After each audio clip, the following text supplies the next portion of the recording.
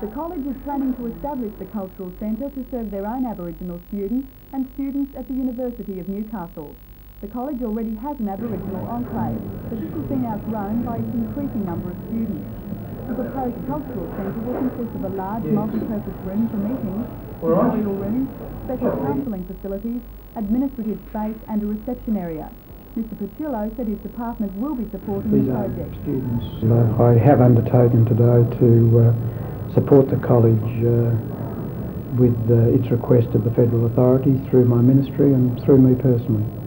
The college is also seeking funds through the State Bicentennial Committee. Do you expect this to be favourably received? I would think that given the advantages and the work that has been done in the college for such a centre, I would be reasonably confident that their request for funds should be met with a positive answer. You're fairly impressed by the work being done here at the college? I'm very impressed, particularly when I became aware that the course of their work with the establishment of an enclave, unsuitable as it may be because of the premises or the lack of suitable premises, that only one student out of 32 has in fact been lost, whereas previously the rate of loss was 90%.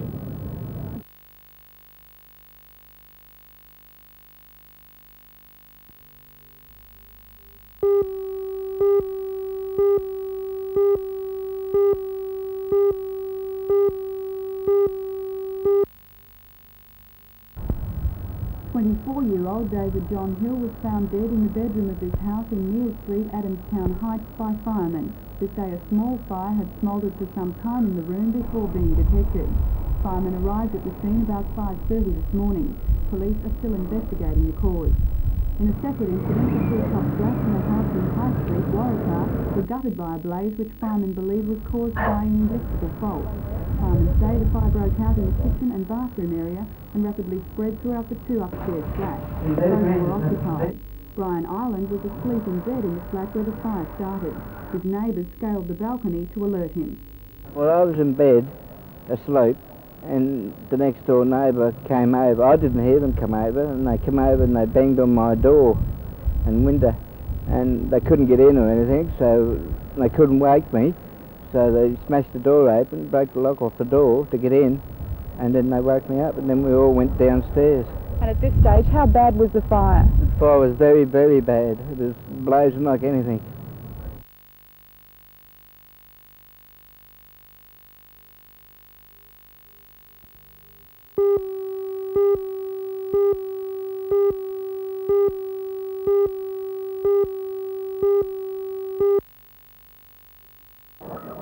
The killer disease broke out at this large poultry farm near Bendigo. Owner Dick Hazeldine reported chickens dying in large numbers. Diagnostic specialists were called in and confirmed the problem was avian influenza, otherwise known as fowl plague. Immediately, more than 100,000 birds were killed to prevent the spread of the disease. 32 farms were put under close surveillance and 6 quarantined. Now another farm, which is owned by Dick Hazeldine's son Peter, has suffered the same fate, and already they've begun killing birds there. It's a farm on which there's been some interchange between the original farm of people and eggs and even birds, so that it was expected that there might be some capacity to break out on that farm as well. The state government says it can contain the plague and make sure it doesn't ruin Victoria's poultry industry, but it will be weeks before the all clear is given and Victorian products can once again be sold interstate.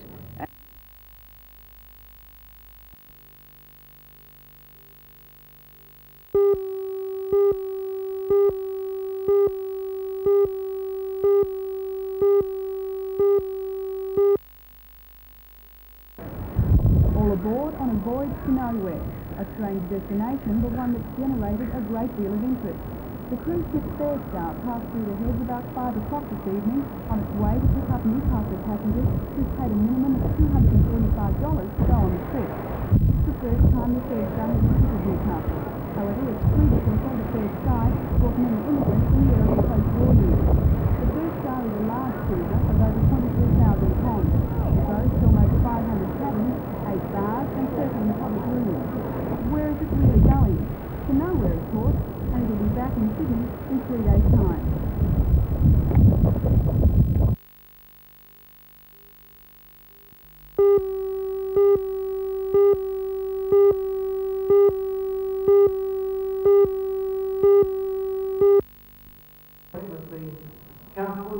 With the Singleton Civic Centre filled to overflowing, Tim Beasley was quick to point out that it isn't a usual situation for the Army to have 12,000 hectares and a friendly community on its hands. His comments were partly directed towards no-base deputations from the Bathurst Orange area and Cobar who were on hand and who are anything but friendly towards the Army. The Defence Department wants to relocate both the artillery school and Singleton's infantry school at the Bathurst Orange site. Singleton desperately wanted the artillery school, but is now reduced to fighting to save its infantry school, which represents $6 million a year income to the town. Seemingly in a no-win situation, Mr Beasley was taking on not only the audience, but a panel of community representatives as well. Amongst them was the Deputy Shire President, Councillor George Torres, and the head of the Hunter Development Board, Alex Young. In response to a question by Councillor Torres, the Minister said an assessment will be made of the social and economic impact the loss of the infantry school will have on Singleton. As well, a study is underway to determine ways to reduce the impact on the town. He said Singleton will be compensated with a comparable military presence. Mr Beasley avoided giving specific details of the compensation, and when Alex Young accused him of political mumbo-jumbo, he said, "I can't give you an honest answer." He was, however, specific in two areas. The impact study for Singleton should be finished and available for comment late in the year. The environmental impact statement for Bathurst Orange should be on display by then as well, and the final decision on the site will be made between March and June next year. Earlier in the evening, Mr Beasley had visited the Singleton Army on what was essentially a goodwill visit. While there, he told me that the compensation question would not be answered quickly. I should say that we've got plenty of time to plan for it, because assuming the environmental impact statement does confirm Bathurst Orange for the joint school, it'll be at least 10 years before it's developed. The essence of Mr Beasley's message was this: Singleton will be compensated, but the government won't be hurried into making any decisions on the form of compensation.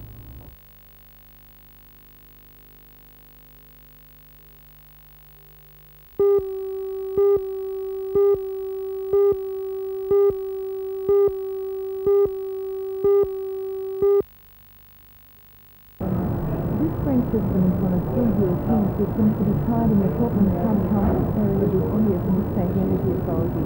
This trial will be conducted from Gordon Avenue and Everton Street, Hamilton, Carisbrook Street, New Lambton, and Rorkley Street, Singleton. The thicker twisted insulated cables with their aerial bundled conductors will make the crossbars currently in use obsolete. Okay, we'll do that one. The installation of the cables will also protect the lines against tree branches. Peter, what will be the benefits of the system? Well, the major benefits of the system are that we can accept our responsibility, what we feel now with the tree beautification and planting program in the built-up areas of the valley, in that we don't have to prune the trees back to the same state as you have to when you've got a bare overhead system. The other major problem we have with trees and bare power lines is that during storms and lightning and wind problems, we get trees and branches down on mains, which causes interruptions to supply, and this system would get away from that problem. The other problem we've got is that our tree lopping program is becoming very expensive with the cost of labour, and the installation of this overhead cable system, which is insulated, would enable us to cut down a lot on that tree lopping program. So because they fundamentally a lot more this as a possible compromise. replacing Although the existing system will be 50% more expensive than the Strait plan, this trade says that cost will be offset by the savings and maintenance within 30 years. Yeah, that's right, when they came around.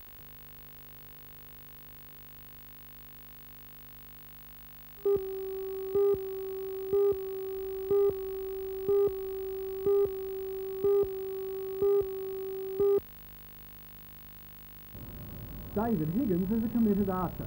He's been competing for around 6 years, and if you ask him about his greatest achievement in the sport, he'll tell you it was representing Australia at last year's Paralympics. In that event, he helped Australia achieve a silver medal in the team archery tournament. Today, he took time off from practice to tell us that he's spreading his commitment to the sport around in a bid to encourage juniors to take it up. He's banded together with others at the Newcastle Archery Club to run a Saturday program aimed at teaching youngsters about the sport. called the AGAD scheme, which stands for Australian Junior Archery Development. It's for kids 9 to 15 years of age, which gives them something to do on a Saturday, and it's a good way to get initiated in the sport. It's fairly cheap. What's prompted you to start the program up? Just to get more juniors involved in the sport, and also to give juniors something to do on a Saturday. Do you find that the juniors taking part in archery are dropping off? Over the last couple of years, yes. About 4 or 5 years ago, there used to be a lot of juniors in it, but now they're just slowly dropping off. You've accomplished some fine achievements in archery. How important are programs like this for people who want to get involved in archery? Well, fairly important, because this way it's a fairly cheap way, because they don't have to buy equipment. All the equipment's supplied, and then if they find after a while that they do like the sport, well then they can always go and buy equipment and join the club.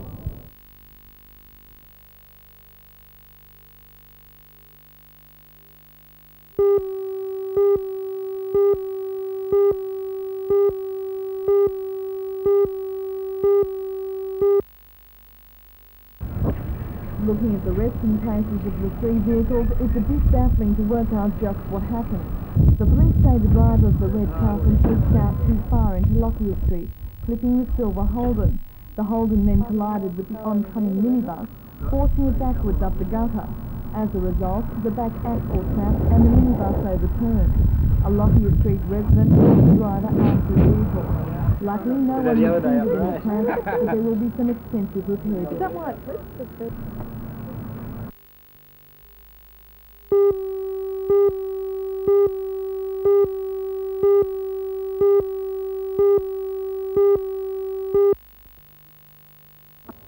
Imagine I feel funny a couple talking who about are this. happily married, but not Doris, to each it was other. a very beautiful That's the common thing. situation. There was nothing disgusting or dirty in what we Over did. a 3.5 And why are you month looking season so at the down in the Playhouse, dumps? Because my wife is going to kill me. will bring Why should Doris she find and out? George She to life. knows already. We see them meet one night said a she year was in New an Jersey. affair It doesn't that matter, she knows. Well, how It's come? Look, I'd rather not 1951 talk when about the it. affair first begins.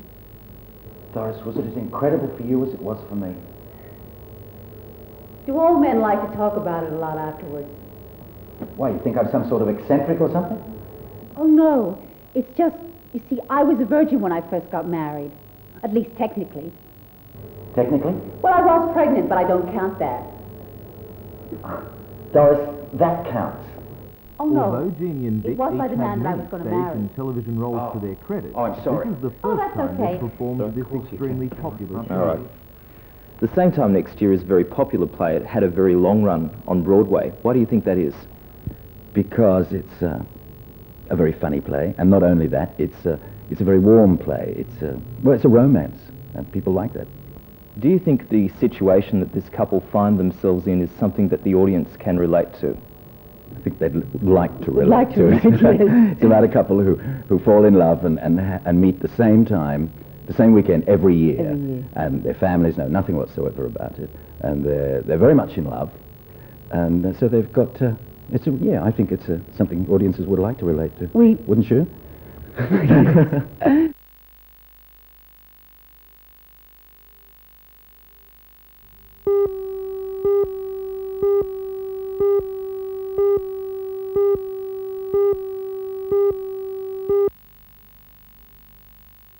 In March 1982, the retrenchments began at BHP as the big Australian came to grips with the need to rationalise its steel division. The slump in the steel market cost 5,000 people their jobs. Now BHP's Newcastle plant is seeing a light at the end of the tunnel. Its $90 million continuous caster is an indication of its renaissance, and plant manager Jack Risby says an announcement will be made at the end of the month about a further $50 million in capital investment. 80% of equipment bought for the caster is from Australia, and most of that comes from the Hunter. Mr. Risby told the gathering... I believe that we can say that I believe that we hear the politicians developing new tips for working even more diligently than they did in the past. And one interesting fact, retired our industrial problems improved remarkably during the 3 years. Things are a bit wonder whether it ever be seriously considered, but when you think of the the help, financial help we give to the Hunter Development Board or the Hunter Valley Research Foundation. We have unions who have a place in the industrial scene, and if they have a business to run, why shouldn't we see that they've got a healthy business so they can help us and support us and cooperate with us in becoming an efficient industry.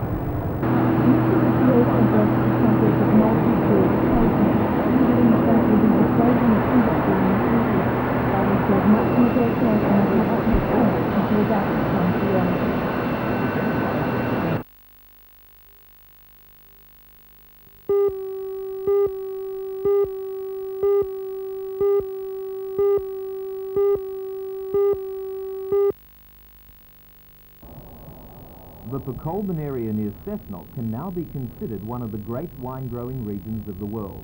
Names like Tyrrell's, Lindemans and Hungerford Hill have been winning wine show medals and dedicated fans for many years.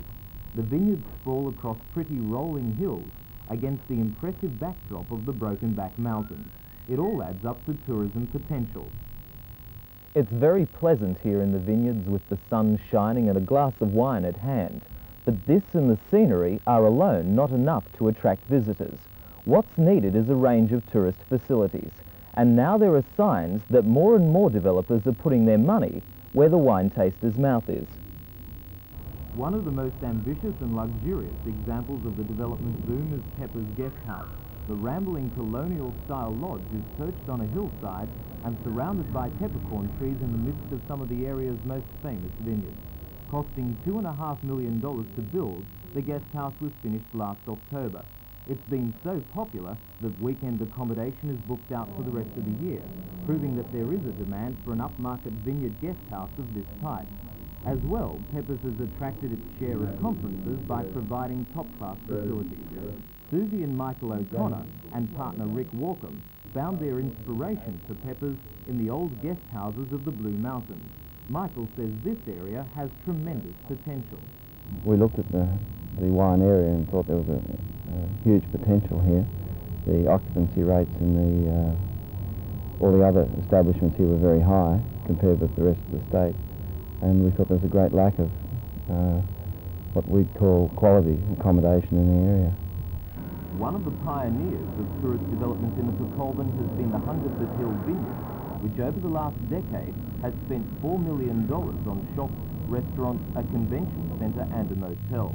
Now it has received approval to build a giant $500,000 aviary on this site. Wine Village manager Gail Thomas says the area has great tourism potential, but the new developments must be of the right kind.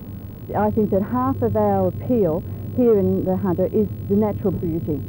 That would be destroyed if we had a row of motels right along the road. So whatever we develop, we need to develop it in keeping with the natural environment that it's in. But Village Olympus is another ambitious vineyard development costing several $1 million. Two of a proposed total of 30 self-contained holiday units have so far been built. Meanwhile, at Motto Farm near Raymond Terrace, another private developer is taking the plunge into tourism. Retailer Jeff McElwain is spending $2.5 million to create the Tudor-style Sir Francis Drake motoring. We did extensive market research that we had experts come in from around Australia to do a special research on this area for tourism, and that's why we consider that this type of motel will be successful in this area. So there, on the waterfront at Port Stephens sits the new Lemon Tree Passage Motel, which was opened in May. Proprietor Greg Fuller has spent $500,000 and the development has been a great success. In Newcastle, the $1.6 million Junction Motor Lodge has opened on the old Hunter Theatre site, proving that the tourism boom has come to Newcastle as well as the surrounding region.